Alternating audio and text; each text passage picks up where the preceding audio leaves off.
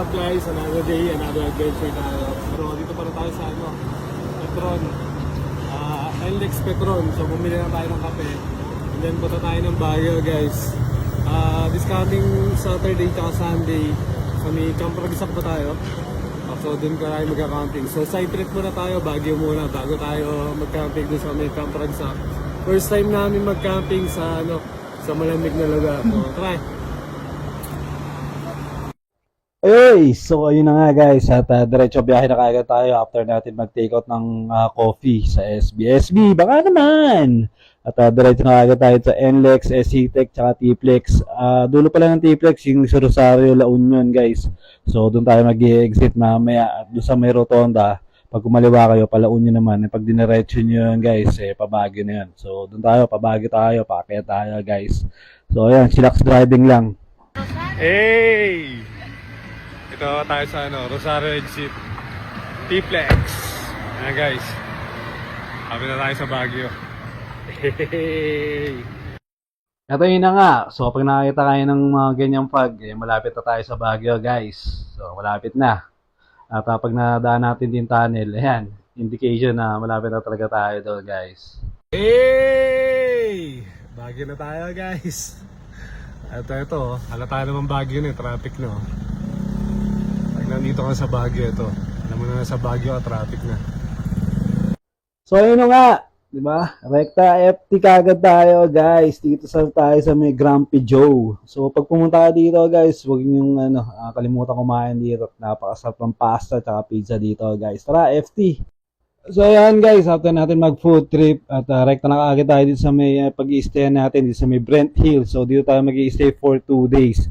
So konting pahinga lang tayo dito guys, and then mamaya labas ulit tayo, and then punta tayo na naman ng night market. So sana may ma-score tayo doon, at then food trip na rin para 'di ba, sulit-sulitin natin. Habang nagbibideo pala ako kanina, dumaan si Kuya magtataho. So yun, siyempre hindi natin papalampasin yan. So bumili kaagad tayo ng strawberry taho. So pag nandito talaga sa Baguio, huwag niyo may tumagay itong pagkain guys. Talagang napakasarap. Nakita niyo naman, no? Grabe, fresh na fresh ang taho. At flex ko lang pala itong pag-i-stay namin guys. At credit sa owner ng condo na to, at napakalinis ng condo nila.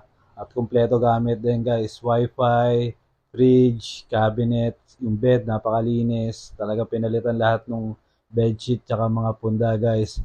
At yung cookware kumpleto din. Ayan yung cabinet guys. Wala pa lang dito, aircon. Hindi na kailangan ng aircon dito guys. Electric fan lang, okay na. Dahil malamig dito sa Baguio. At ito heater sa CR. Napakalinis ng CR guys. At kailangan ng heater. Hindi mawawala yan dahil napakalamig dito guys. So yun guys, after natin magpahinga, rumekta na kaagad tayo dito sa may night market guys. Nag-i-start pala tong night market 9 PM to 2 AM guys. So yun, sana may mga score tayo. So every time talaga na pupunta kami dito sa may Baguio, hindi ko pinapalagpas na pumunta dito sa night market na to guys. Dahil dito ka maka-score ng murang jacket, t-shirt, sapatos guys. Sana maka-score tayo, tingnan natin. Magtsaga ka lang talaga dito, talagang makakita ka ng mga sulit at murang presyo guys. At syempre after natin mag night market guys, hindi mawala to food trip again guys. At order pala ako ng inihaw na pusit guys. At syempre konting selfie muna guys habang nagpo-food trip tayo. At si Madam Casey pala, in-order niya yung kwek-kwek guys. At bumili naman pala ako ng inihaw na mais dito guys, sweet corn na merong butter.